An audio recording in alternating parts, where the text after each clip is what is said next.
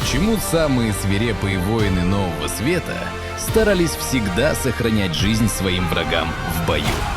В фильмах ацтеков показывают как дикую орду, сметающую все на пути. Но на деле за поверженного противника воин получал позор.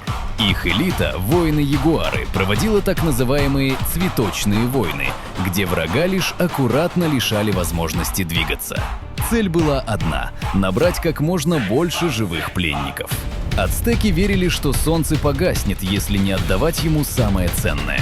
Поэтому тысячи людей отправлялись на вершины пирамид, чтобы послужить величайшим даром для богов.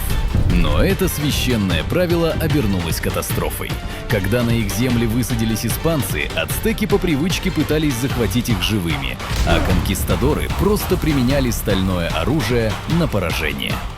Великую империю разрушила не чужая армия. Они проиграли своим собственным богам.